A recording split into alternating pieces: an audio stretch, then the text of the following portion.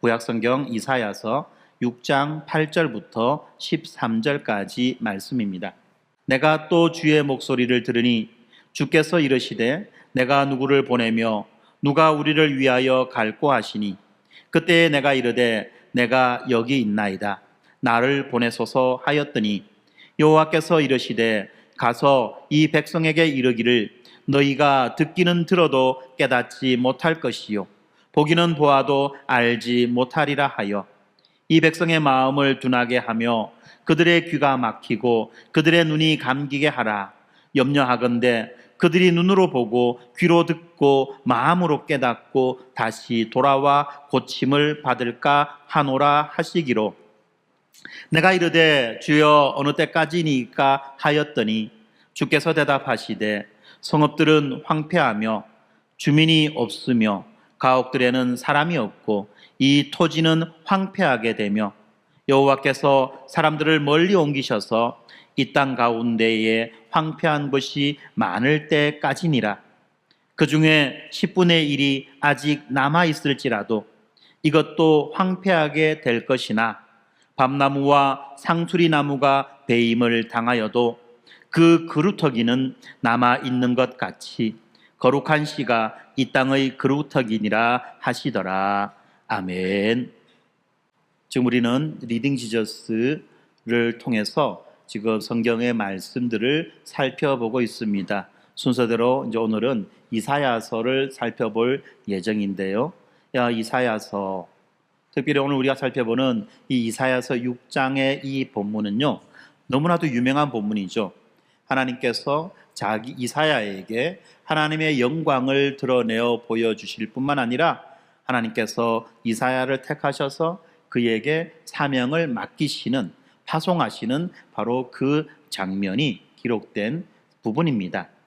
우리는요, 우리 인생 가운데에 설명할 수 없는 그런 순간들을 맞이할 때가 있습니다. 모든 것이 안정적으로 보이던 삶이 한순간에 무너지는 그런 때도 있고요. 또 우리는 자신도 모르게 또 묻지요. 왜 하나님 이런 일이 내게 일어납니까? 라고 물을 수밖에 없는 너무나도 당황스러운 순간을 맞이할 때가 있습니다. 갑작스러운 질병이 있습니다. 사랑하는 사람의 죽음이 있습니다. 예고 없는 그러한 이 회사의 사무실에 직업이 없어지는 그런 순간도 있던 것입니다. 뿐만 아니라 또 그렇게 믿었던 사람들과의 관계가 깨어지는 그런 경우들도 있습니다. 그럴 때마다 우리는 예전에는 너무나도 당연하게 여겼던 우리들의 그 평범한 하루가 이제는 결코 돌아오지 않는 날처럼 느껴지기도 합니다. 불과 얼마 전만 하더라도 우리가 그토록 아무 생각도 없이 누렸던 그 일상이 파괴되어지고 언제 그 일상이 돌아올까에 대한 것에 대한 두려움이 있었던 시기들도 있었습니다. 이렇게 될 때마다 우리들의 미래는 안개 속에 가려지고 뿐만 아니라 우리들의 마음은 그야말로 황폐해져 가는 것입니다. 바로 그 순간에 우리는 비로소 삶의 근원적인 질문들을 마주하게 됩니다. 나는 누구인가? 그리고 또한 나는 어디로 가고 있는가? 그렇지 않습니까? 우리가 마땅히 기억하고 마땅히 알고 있어야 되는 근원적인 질문이 바로 나는 누구인가? 그리고 나는 지금 어디로 가고 있는가 아니겠습니까? 내가 누구인지, 내가 어디서부터 왔으며 어디로 가고 있는지를 알지 못한 채 살아가는 인생이라고 한다면 그것만큼 의미 없고 그것만큼 불안정한 그런 인생은 없을 것입니다. 오늘 우리가 본문에서 보는 이사야도 이런 자리에 서 있었습니다. 오늘 우리가 보는 본문은 우시아 왕이 죽던 해로부터 시작됩니다. 이 우시아 왕이 누구입니까? 그는 52년 동안이나 남유다 왕국을 다스리며 그 나라의 안정과 번영을 누리게 했던 그런 왕이었습니다.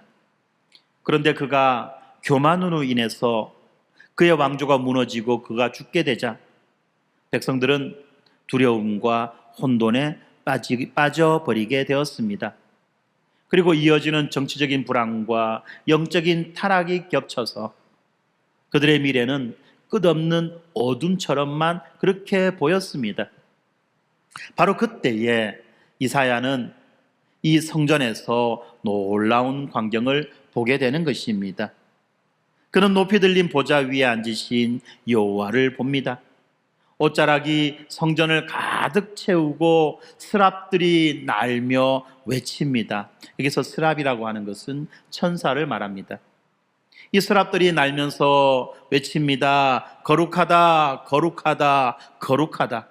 만군의 여호와여, 그의 영광이 온 땅에 충만하도다 하더라 라고 말씀하듯이 이렇게 정말 너무나도 엄청난 그 광경을 바라봅니다. 그런데 바로 그 순간입니다. 이렇게 어마어마한 광경을 목도한 이사야의 그 심장은 산산이 부서져 버리고 말았습니다. 왜 그렇습니까? 여호와 하나님의 그 거룩의 빛이 그의 내면을 비치게 되자 그동안 가리고 있던 이사야의 그 죄와 부패가 한순간에 드러나게 되었던 것입니다. 거룩하신 하나님 앞에 이사야는 도무지 하나님의 그 거룩을 감당할 수가 없었어요. 무엇 때문에? 자기의 죄와 자기의 부패 때문에. 그래서 이사야는 이렇게 말합니다. 5절에 보니까 화로다 나여 망하게 되었도다 라고 그렇게 말합니다.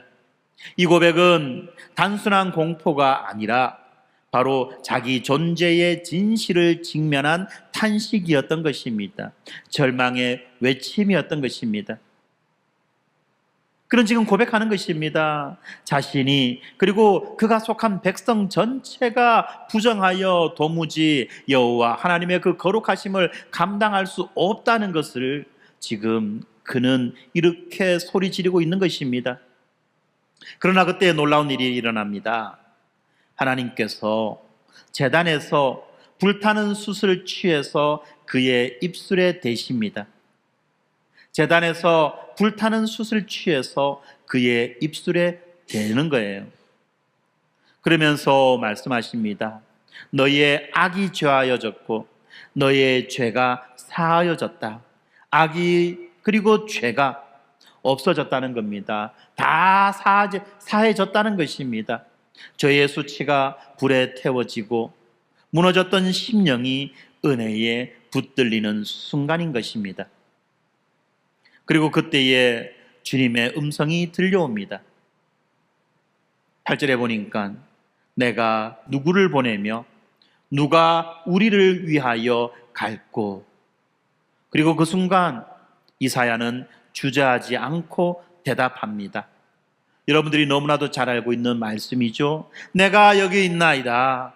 나를 보내소서. 내가 여기 있나이다.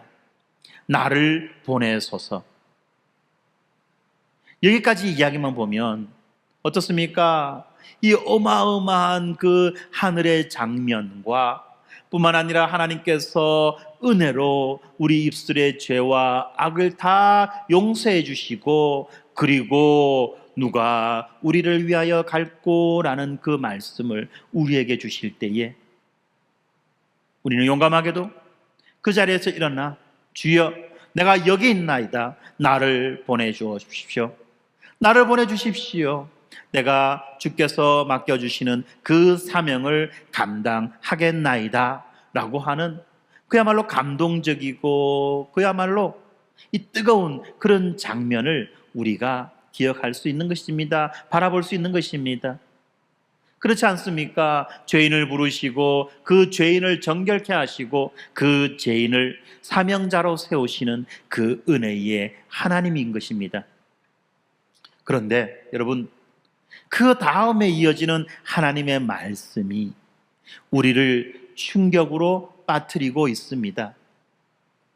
하나님께서 이사야에게 어떤 사명을 주십니까?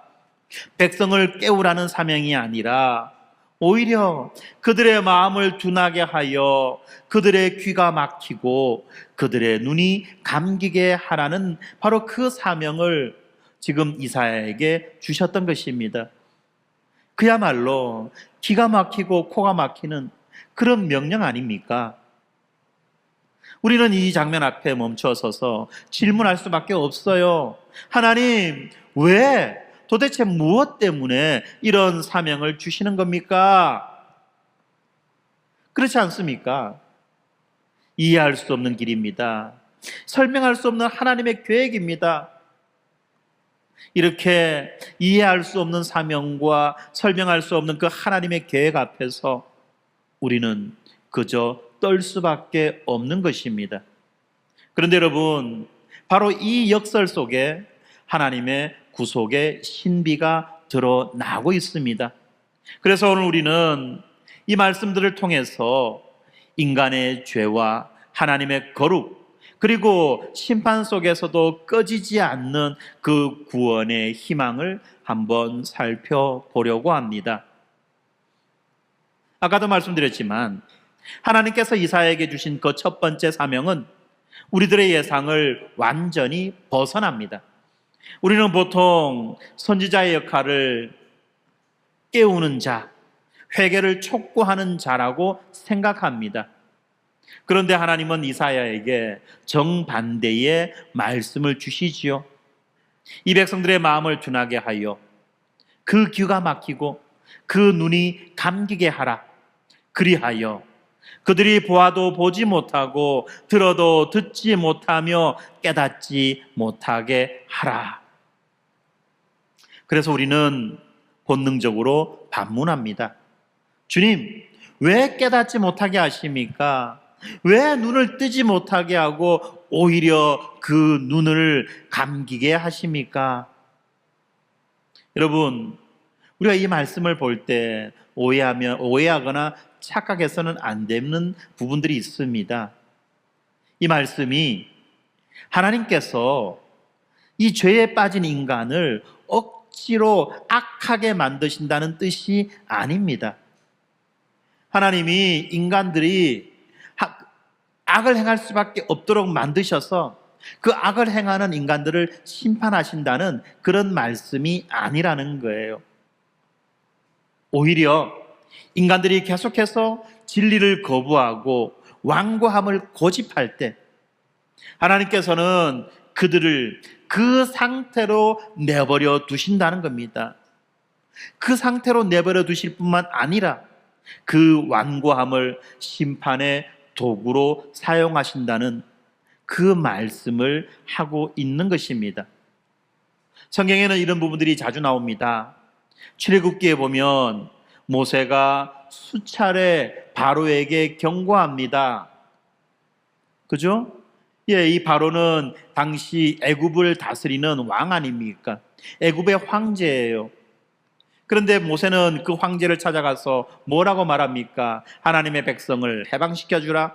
하나님의 백성들을 풀어주라. 그리고 그 백성들이 광야로 나아가서 그들의 하나님을 섬기게 해라. 라고 말씀합니다. 이것은 하나님의 명령이다. 라고요. 그런데 어떻습니까? 바로는 그 말을 듣고 어떻게 합니까? 콧방귀도 끼지 않아요. 그 말을 귀담아 듣지도 않습니다. 뿐만 아니라 마음을 돌이키지도 않지요. 그러니까 하나님은 그 바로의 완고함을 그대로 확정짓는 방식으로 바로를 심판하십니다. 출애굽기 9장 12절에 보니까 그러나 여호와께서 바로의 마음을 완악하게 하셨으므로 그들의 말을 듣지 아니하였으니 여호와께서 모세에게 말씀하심과 같더라 라고 말씀합니다. 바로가 이스라엘 백성들을 놓아주려고 했는데 하나님이 이상하게 심술을 부려가지고 바로의 마음을 완악하게 만들어서 이스라엘 백성을 놓아주지 않은 것이 아니라 원래부터 바로는 이스라엘 백성들을 놓아줄 마음이 없었어요. 그리고 하나님은 그렇게 놓아줄 마음이 없는 그 마음을 완악하게 만드셨다는 겁니다. 왜요? 확실하고 분명하게 그 바로를 심판하기 위해서라는 것입니다.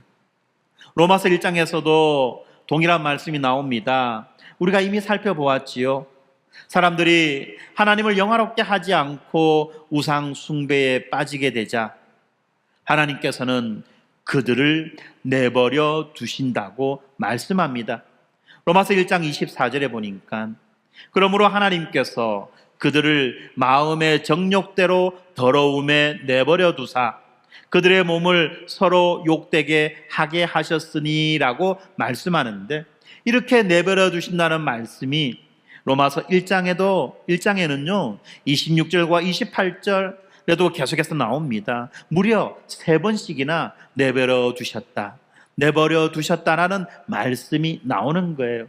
이 말씀이 무슨 말씀입니까? 하나님께서는 그들의 욕망대로 살게 놔두었다는 말입니다. 이사야 시대의 이스라엘 역시 수많은 경고를 들었습니다. 하나님은 아모스 선지자를 보내셨습니다. 호세아 선지자를 보내셨습니다. 미가 선지자를 보내셨습니다. 그리고 계속해서 그들을 통해서 돌아오라, 돌아오라, 돌아오라. 너희들이 돌아온다면 너희들의 죄가 아무리 진홍같이 붉을지라도 쉬고 맑게 씻어주겠다라고 말씀하시며 끊임없이 돌아오라고 그렇게 말씀하셨지만 이스라엘 백성들은 끝끝내 여호와 하나님 앞으로 돌아오는 것을 거부했습니다. 그들이 하나님께 드리는 그 제사는 형식뿐인 제사였습니다. 그리고 그들이 살아가는 그 삶은 하나님께서 그토록 원하시는 공의와 정의를 잃어버린 그런 삶이었습니다. 그래서 이사야서 1장 11절부터 17절까지 비교적 긴 말씀인데, 이 말씀에 보면 마침내 하나님께서는 이스라엘 백성들의 죄를 하나하나 낱낱이 고발해 주고 계십니다. 여호와께서 말씀하시되 너희의 무수한 재물이 내게 무엇이 유익하뇨? 나는 순양의 번제와 살찐 짐승의 기름에 배불렀고 나는 수송아지나 어린 양이나 순염소의 피를 기뻐하지 아니하노라. 너희가 내 앞에 보이러 오니 이것을 누가 너희에게 요구하느냐? 내 마당만 밟을 뿐이니라. 헛된 재물을 다시 가져오지 말라. 분향은 내가 가증히 여기는 바요, 월삭과 안식일과 대회로 모이는 것도 그러하니 성회와 아울러 악을 행하는 것을 내가 견디지 못하겠노라. 내 마음이 너희의 월삭과 정한 절기를 싫어하나니 그것이 내게 무거운 짐이라 내가 지기에 곤비하였느니라. 너희가 손을 펼 때에 내가 내 눈을 너희에게서 가리고 너희가 많이 기도할지라도 내가 듣지 아니하리니 이는 너희의 손에 피가 가득함이라. 너희는 스스로 씻으며 스스로 깨끗하게 하여 내 목전에서 너희 악한 행실을 버리며 행악을 거치고 선행을 배우며 정의를 구하며 학대받는 자를 도와주고 고아를 위하여 신원하며 과부를 위하여 변호하라 하셨느니라 라고 말씀하십니다. 그렇습니다. 이스라엘 백성들은 이 하나님의 말씀은 그들의 귀에 익숙했지만 그들의 마음은, 하나님을 향한 그들의 마음은 완전히 무너져 버렸던 것입니다. 그래서 하나님은 마지막 방법으로 그들을 그냥 둔감하게 내버려 두신 것입니다. 그리하여 그들의 죄의 심각성을 극한까지 드러내시는 것입니다. 마치 이 치료할 수 없는 병의 끝을 보게 해서 유일한 구원의 길이 하나님뿐이라는 것을 알게 하시는 것입니다. 인간의 힘과 인간의 방법과 인간의 수단으로는 도무지 해결할 수 없다는 것을 깨닫게 해서 두 손 두 발 다 들고 하나님 앞으로 나오게 하려 하셨다는 것입니다. 바로 여기에 깊은 복음의 역설이 숨어 있습니다. 그렇지 않습니까? 복음은 본질적으로는 생명의 향기입니다. 그렇지만 복음은 동시에 심판의 향기가 되기도 한다는 것입니다. 복음이 전파되어지는 곳에는 반드시 하나님의 그 구원의 은혜와 하나님의 심판이 함께 임한다는 것입니다. 복음을 듣고 믿는 자들은 하나님의 구원을 받을 것이지만 그 복음을 들었음에도 불구하고 복음을 끝까지 거부하는 자들은 스스로가 자기 머리 위에 숯불을 쌓는 것과 같이 화를 쌓고 있다는 말씀인 것입니다. 복음이 뚜렷하게, 복음이 선명하게 드러나면 드러날수록 이러한 두 가지 반응도 더 극심하게 드러나는 거죠. 더 분명하게 드러나는 것입니다. 그래서 고린도후서 2장 16절은 이렇게 말합니다. 어떤 사람에게는 사망으로부터 사망에 이르는 냄새요, 어떤 사람에게는 생명으로부터 생명에 이르는 냄새다라고 말씀합니다. 같은 복음이 전해지지만 어떤 이는 이 같은 복음 앞에서 눈을 뜹니다. 그러나 어떤 이는 이 복음 앞에서 더욱 눈이 멀어지는 것입니다. 왜 그렇습니까? 진리가 들어오면 그 앞에서, 그 진리 앞에서 그 사람의 내면이 드러나기 때문에 그렇다는 것입니다. 어두움이 빛이 비칠 때 어두움은 두 가지 반응 가운데 하나를 보입니다. 하나는 빛을 향해 나아갑니다. 어두움을 버리고 빛을 향해 나아가거나, 또 하나는 그 빛을 거부하여 스스로 더 깊은 어둠 속으로 숨어버리는, 이 두 가지 가운데 한 가지 반응이 나타난다는 것입니다. 오늘날의 우리 현실도 마찬가지입니다. 한국교회와 우리 각자의 신앙은 바로 이러한 복음의 소리에, 복음의 메시지에 익숙합니다. 그러나 정작 우리들의 마음은 둔해진 그런 상태에 빠져 있습니다. 매주 말씀을 들어도 삶의 변화가 없고, 예배는 형식으로 흐르고 진리 앞에서 죄의 심각성을 깨닫지 못한 채 살아갈 때가 많이 있다는 것입니다. 그래서 하나님은 우리들을 흔들어 깨우기 위하여 이사야에게 주셨던 이 명령을 다시 들려주십니다. 여러분의 마음은 정말 깨어 있습니까? 이 말씀을 듣는 여러분들의 마음은 정말 깨어 있습니까? 라고 하는 그 알람을 우리들에게 들려준다는 말씀입니다. 그리고 이러한 역설적인 이 말씀은 결국은 하나님의 구속사적 계획을 드러냅니다. 하나님은 인간의 무능을 끝까지 드러내어서 오직 하나님의 은혜만이, 은혜로 오신 예수 그리스도만이 구원의 길이라는 것을 확증하시는 것입니다. 그렇지만 우리 스스로는 도무지 눈을 뜰 수 없고, 우리 스스로는 도무지 귀를 열 수 없기 때문에 하나님께서 친히 새 마음을 우리에게 주셔야지만이 이 일이 가능해지는 것입니다.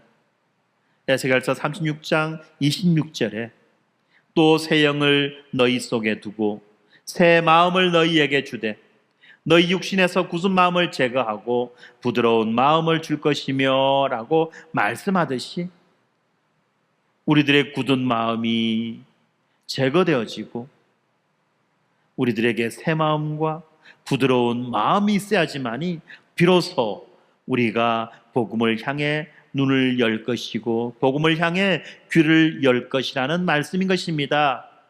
그렇기 때문에 하나님께서 이사야에게 주신 그 사명은 바로 그들의 절망을 드러내는 것이었고, 그리고 그 절망의 끝에서 비로소 구원의 빛이 더 선명하게 나타나는데, 그 절망의 끝자락에서 선명하게 드러나는 그 구원의 빛을 바라보고 그 구원의 빛을 붙잡으라는 그 말씀인 것입니다. 이렇게 이해되지 않는 그 사명을 받은 이사야는 너무나도 절박하게 하나님께 묻습니다. 주여, 어느 때까지니까? 어느 때까지니까? 여러분, 이것은 단순히 어떤 심판의 기간을 묻는 말이 아닙니다. 지금 하나님의 그 무섭고 두려운 명령 앞에서 이사야의 영혼은 떨리고 있습니다. 백성들로 하여금 이 말씀을 들어도 깨닫지 못하게 하고, 보지 못하게 하고, 듣지 못하게 하라. 얼마나 두려운 말씀입니까? 얼마나 절망적인 이야기입니까? 그렇기 때문에 이 두려운 명령 앞에서 이사야의 마음은 지금 사시나무 떨듯이 그렇게 떨고 있다는 것입니다. 그러면서 질문하는 거죠. 주님, 이렇게 끝나고 마는 것입니까? 우리 민족은, 우리 가정은 이렇게 끝나버리고 마는 것입니까? 이 백성에게는 다시 더는 소망이 없는 것입니까?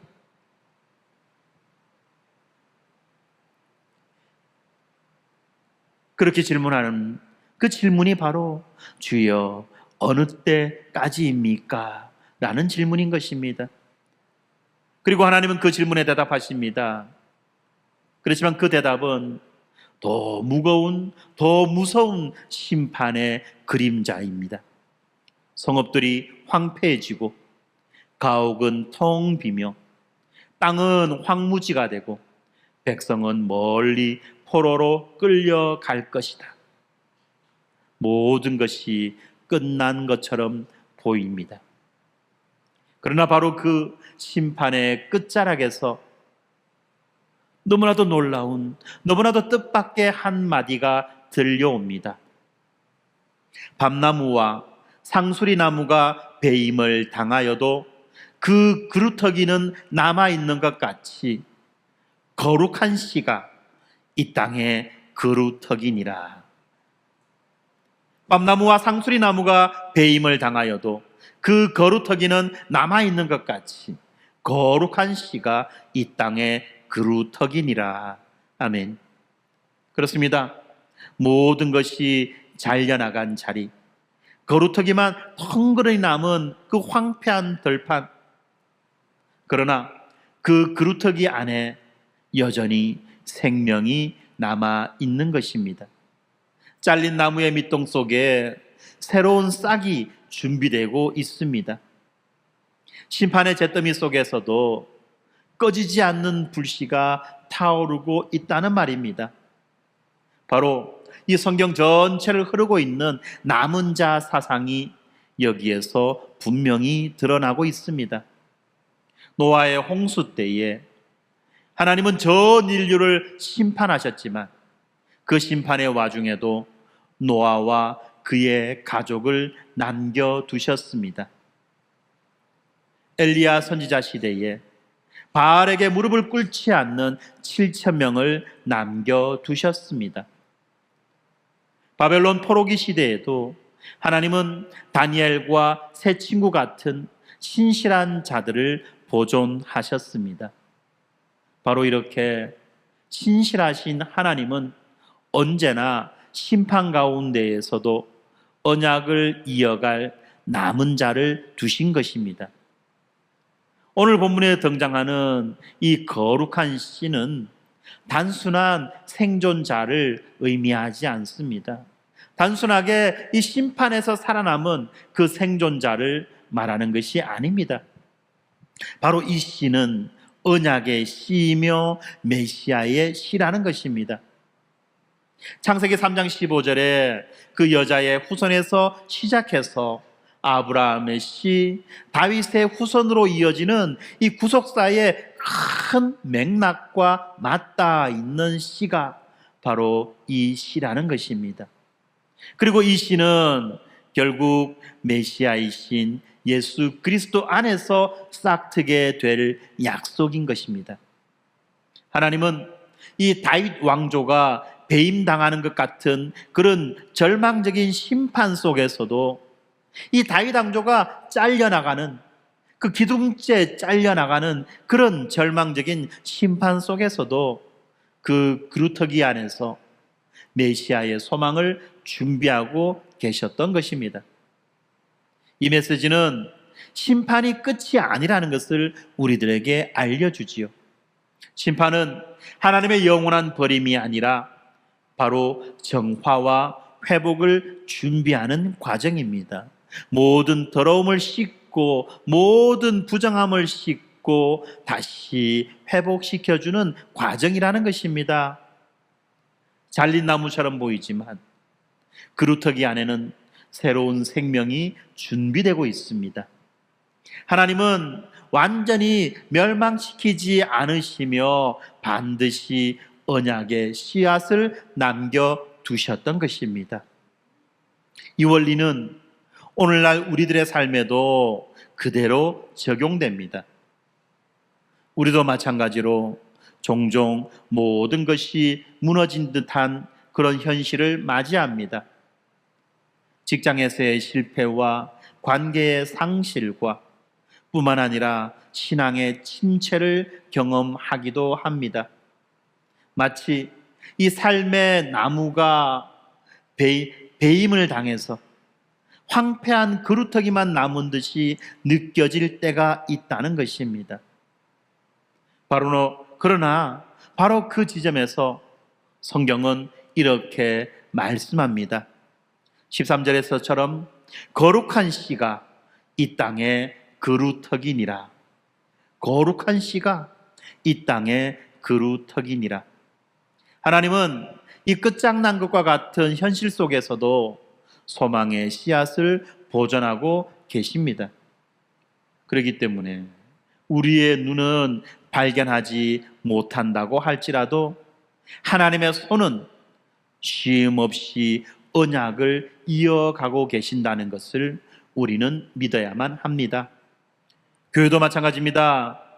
지금 한국교회가 신뢰를 잃고 이 세속화의 풍랑에 흔들리는 상황 속에서 우리는 절망할 수밖에 없습니다. 그렇지만 하나님은 여전히 남은 자를 보존하시며 그루터기 속에서 교회의 참된 회복을 준비하고 계십니다. 하나님은 자신이 시작하신 일을 끝까지 이루시는 분이십니다. 빌립보서 1장 6절에 너희 안에서 착한 일을 시작하신 이가 그리스도 예수의 날까지 이루실 줄을 우리는 확신하노라 라고 말씀하듯이 말입니다.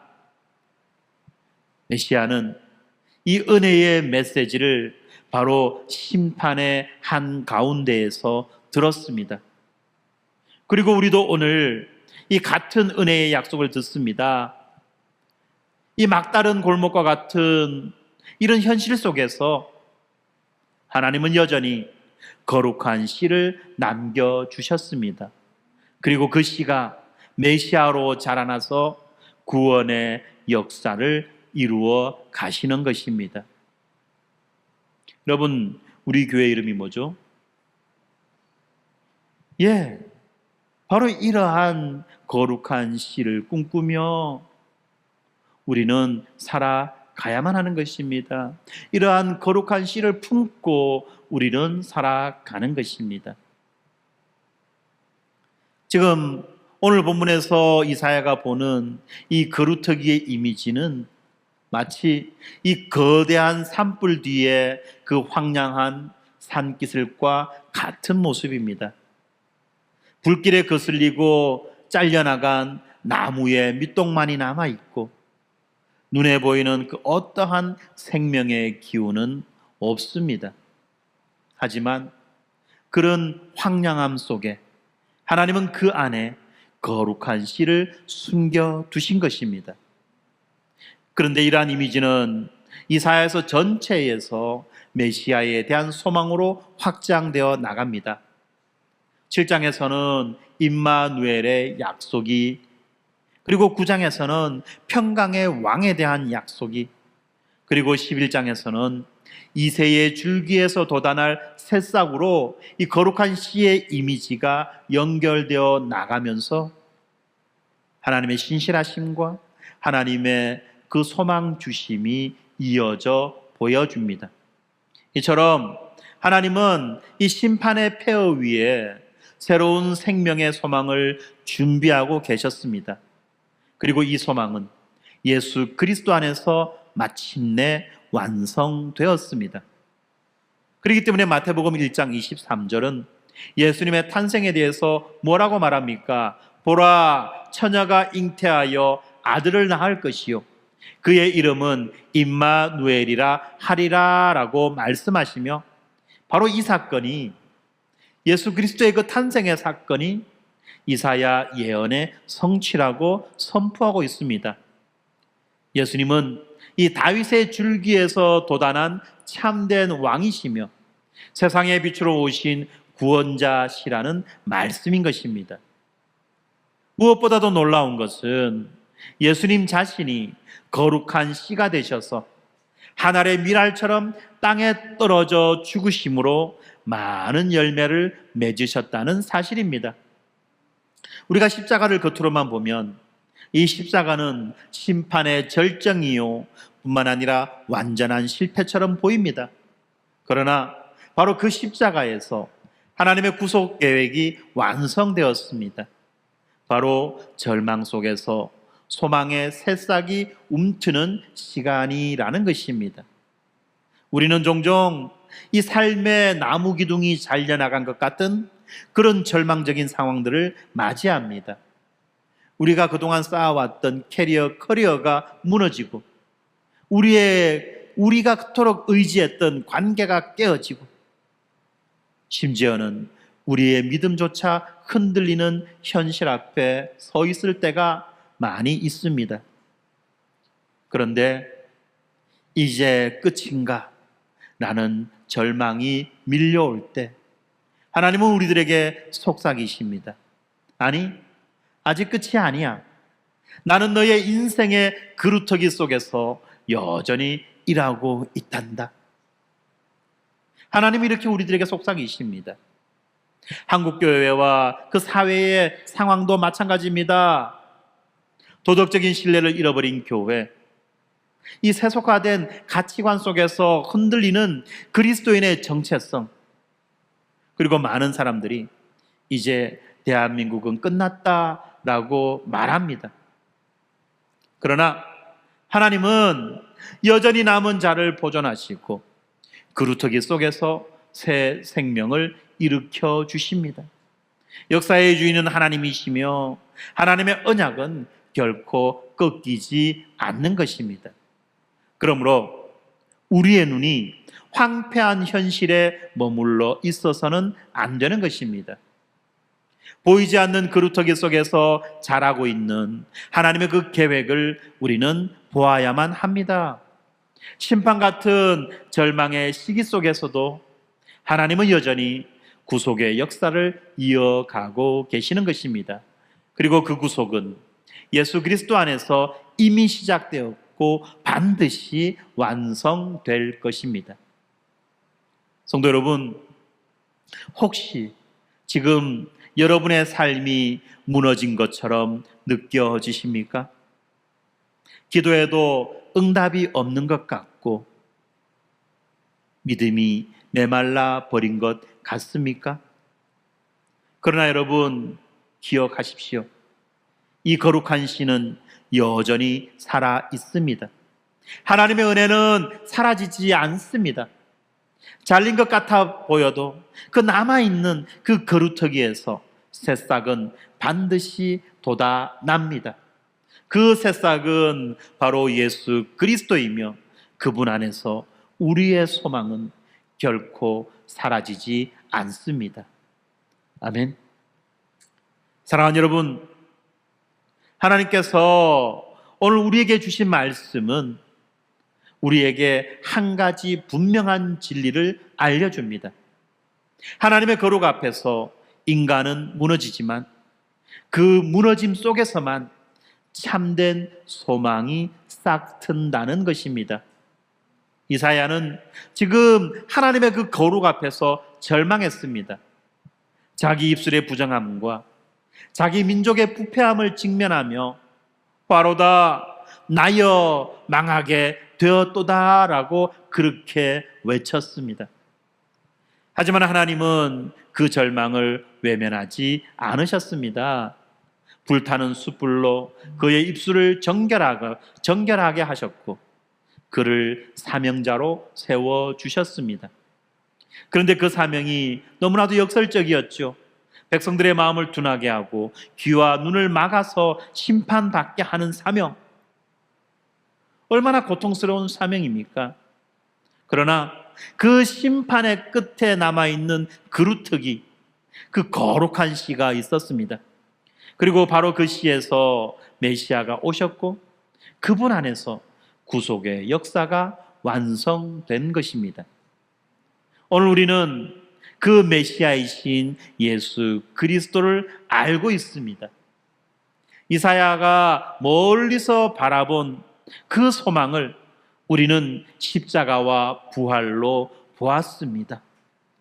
복음을 듣고 복음을 믿음으로 우리는 그분과 믿음으로 연합되었고 이제 우리는 믿음으로 그분 안에 들어가 날마다 그분을 누리며 살아갈 수 있게 된 것입니다. 그렇지 않습니까? 그렇지만 여러분, 우리의 현실은 여전히 황폐할 때가 많이 있습니다. 삶이 무너지고 관계가 깨어지고 마음이 메마른 채 신앙조차 흔들리는 그런 순간들이 있습니다. 그리고 교회도 다르지 않습니다. 세상의 비난과 내부의 모순과 세속화된 그 가치관 속에서 신뢰를 잃고 흔들리는 모습을 우리는 너무나도 자주 보고 너무나도 자주 듣고 있습니다. 이 모든 것들이 마치 모든 것이 잘려나간 그루터기처럼 보이지 않습니까? 그러나 오늘 하나님은 이사야의 메시지를 통해서 우리에게 이렇게 말씀하십니다. 거룩한 씨가 이 땅에 그루터기니라. 거룩한 씨가 이 땅에 그루터기니라. 잘려나간 것 같고 끝난 것 같아도 하나님은 여전히 약속을 붙들고 계십니다. 그루터기 속에서 새 생명을 틔워주신다는 것입니다. 인간의 눈에는 절망이지만 하나님의 눈에는 구속의 시작입니다. 바로 예수 그리스도께서 그 거룩한 씨이시며 그분 안에서 우리는 다시 살아나는 것입니다. 그러므로 사랑하는 여러분, 오늘 우리의 시선을 바르게 교정해야만 합니다. 현실의 황폐함에 매이지 않고 그루터기 속에서 일하고 계시는 하나님의 손길을 바라보시기 바랍니다. 우리의 삶과 한국 사회와 교회가 황폐하게 보이는 그때에도 하나님의 열심은 멈추지 않으십니다. 심판의 잿더미 속에서도 하나님은 새 일을 행하고 계시는 것입니다. 여러분, 이것은 단순한 위로가 아닙니다. 이 말씀은 바로 우리들에게 결단을 요구하는 메시지인 것입니다. 하나님의 거룩 앞에서 무너지고 정결케 된 사람이 이제는 세상을 향해 보내심을 받게 됩니다. 그래서 이사야가 그랬듯이 이제 우리가 응답해야만 하는 것입니다. 내가 여기 있나이다. 나를 보내소서. 내가 여기 있나이다. 나를 보내소서. 비록 세상이 복음을 거부하고 복음의 마음을 닫는다 할지라도 우리는 충성스럽게 복음의 씨앗을 심어야 하는 것입니다. 그리고 그 변화의 결과를 하나님께 맡겨 들어야만 하는 것입니다. 그렇기 때문에 여러분, 우리들의 사명은 단순합니다. 말씀을 전하고 빛을 비추고 소망을 노래하는 것이 바로 우리들의 사명입니다. 혹시 지금 삶이 무너진 것 같아도 또는 이 교회의 현실이 답답하게 보여도 이 저녁에 하나님은 이 약속을 다시 우리들에게 들려주십니다. 거룩한 씨가 너희의 그루터기다. 거룩한 씨가 너희의 그루터기다. 그 씨가 자라는 날 하나님은 황폐한 들판을 다시 푸르른 숲으로 바꾸어 주실 것입니다. 그리고 우리는 그날을 소망하며 오늘을 믿음으로 견뎌내는 것입니다. 이 시간 오늘 우리에게 주신 말씀을 붙잡고 우리가 함께 기도하면 좋겠습니다. 말씀을 붙잡고 우리가 함께 기도할 때에 하나님, 우리들의 마음이 답답하고 절망적인 상황 속에서 우리들의 그 무너진 삶의 자리에서 거룩한 씨가 너희의 그루터기라는 말씀을 붙잡고 살아가게 하여 주시옵소서. 복음을 거부하고 복음의 마음을 닫는 이 세상에, 그리고 우리의 자녀들이 마음에 하나님을 두지 않고 그렇게 살아가는 이 시대 속에서 하나님, 이 변화의 결과가 하나님께 속해 있음을 믿고 우리들이 충성스럽게 복음의 씨앗을 심게 하옵소서라고 우리가 함께 기도하면 좋겠습니다. 말씀을 전하고 빛을 비추고 소망을 노래하는 그 사명을 하나님 우리들로 하여금 감당하게 하여 주시옵소서라고 우리가 마음을 다하여 함께 기도합시다. 기도하겠습니다.